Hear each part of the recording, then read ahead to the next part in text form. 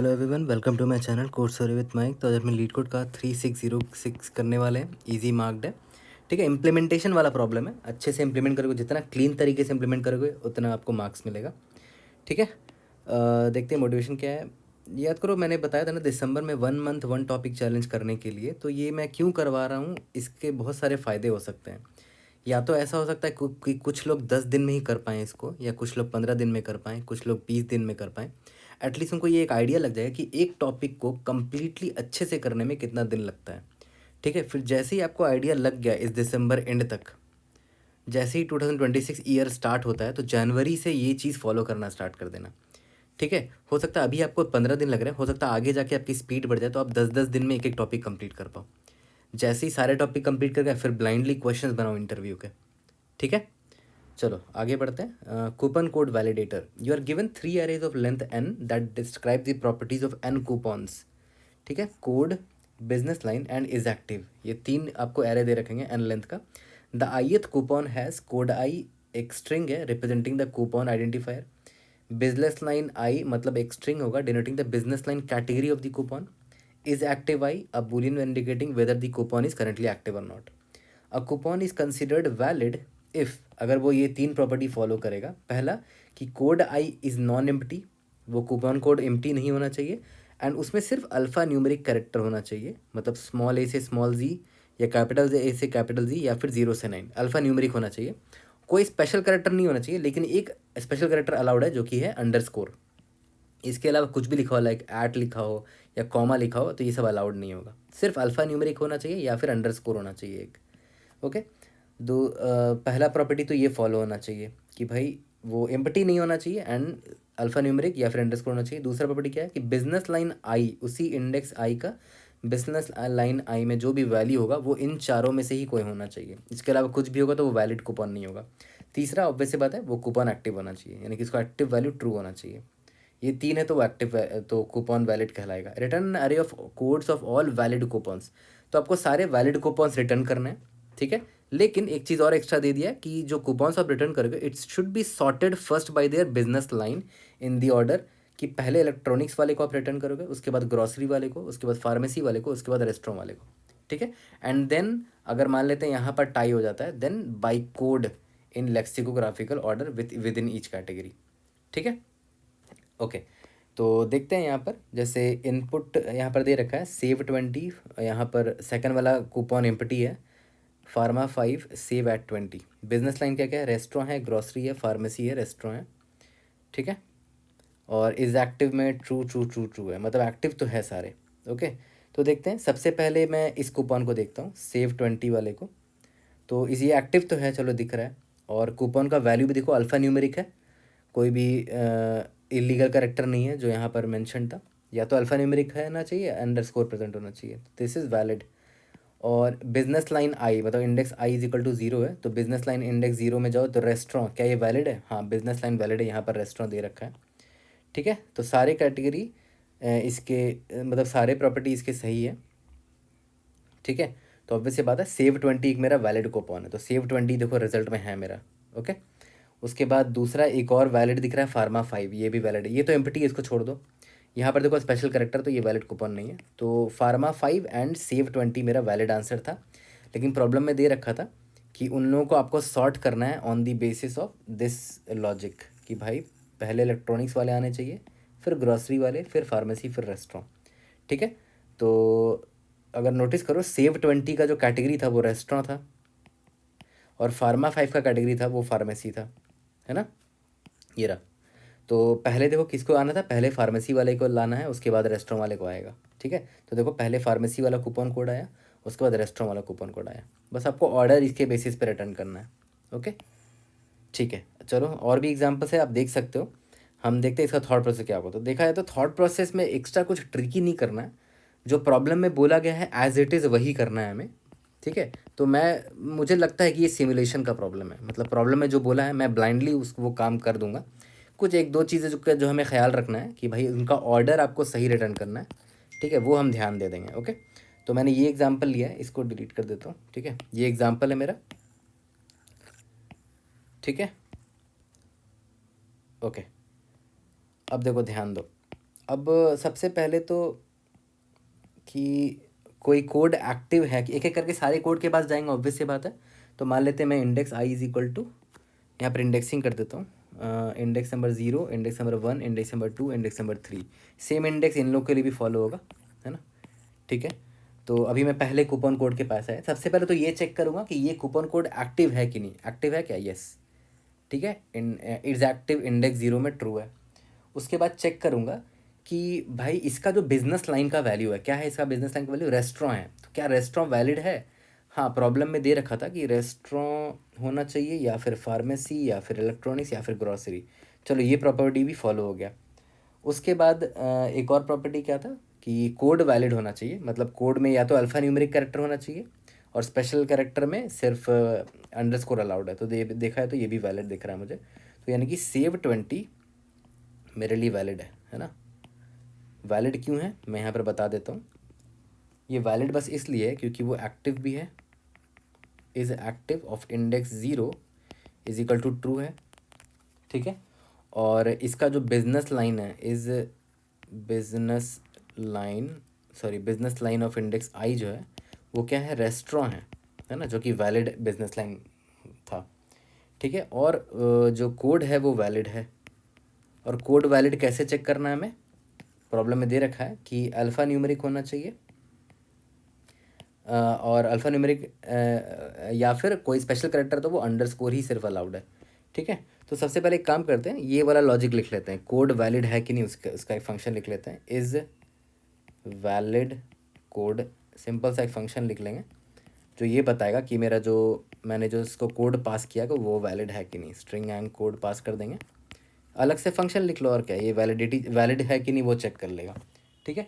तो code valid करने का सिंपल सा तरीका था कि ये एम्प्टी नहीं होना चाहिए। सबसे पहली बात, प्रॉब्लम स्टेटमेंट में यही लिखा हुआ है तो अगर कोड डॉट एम्प्टी हुआ तब मैं क्या करूँगा? सिंपली रिटर्न फॉल्स कर दूंगा।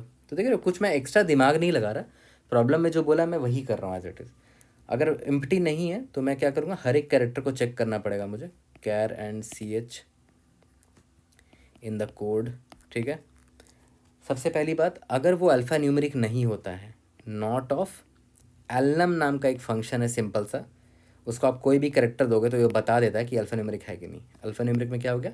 स्मॉल ए से लेकर स्मॉल जेड, कैपिटल ए से लेकर कैपिटल जेड या 0 से 9, इनमें से कोई भी नहीं है तो फॉल्स रिटर्न हो जाएगा। तो अगर वो अल्फ़ा न्यूमेरिक नहीं है तो हो सकता है कोई स्पेशल कैरेक्टर होगा, लेकिन अगर वो स्पेशल कैरेक्टर भी नहीं हुआ and not of CH is not equal to underscore, तब हम रिटर्न फॉल्स कर देंगे कि या ना तो वो अंडरस्कोर था ना ही वो अल्फ़ा न्यूमेरिक था, तो रिटर्न फॉल्स कर देंगे, ठीक है।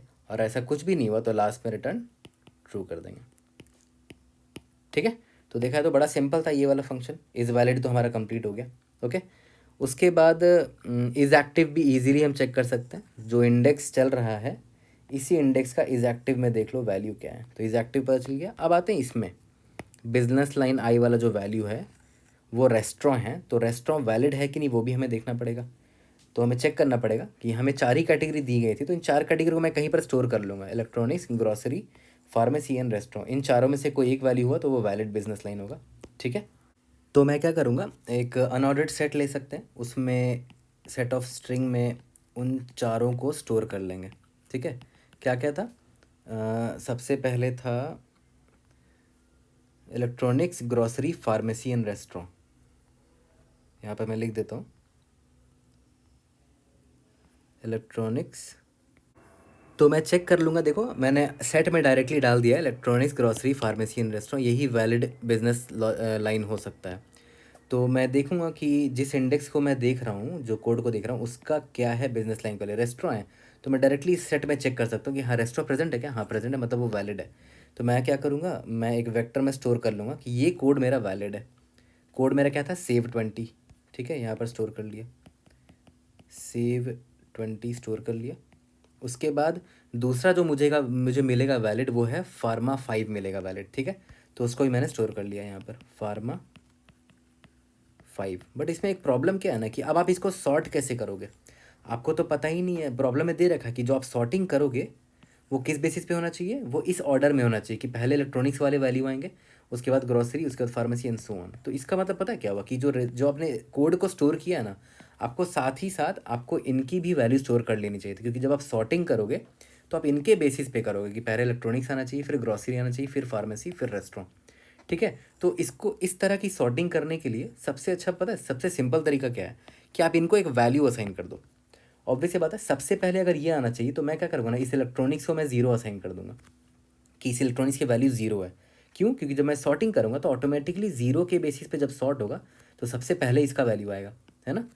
और जीरो के बाद ग्रॉसरी का वैल्यू 1 दे देते हैं, फार्मेसी का वैल्यू 2 दे देते हैं, रेस्टोरेंट का वैल्यू 3 दे देते हैं। तो मेरे लिए सॉर्टिंग ईजी होगा, मुझे पता होगा कि अच्छा इलेक्ट्रॉनिक्स है, इसका वैल्यू जीरो है तो सबसे पहले ये आएगा। ठीक है, तो एक काम करते हैं, सेट की जगह ना एक मैप ले लेते हैं, अनऑर्डर्ड मैप ले लेना, या तो map of string versus integer, जहाँ पर इलेक्ट्रॉनिक्स का वैल्यू क्या होगा, ज़ीरो, ग्रॉसरी का वैल्यू क्या होगा 1, फार्मेसी का वैल्यू होगा 2, रेस्टोरेंट का वैल्यू होगा 3।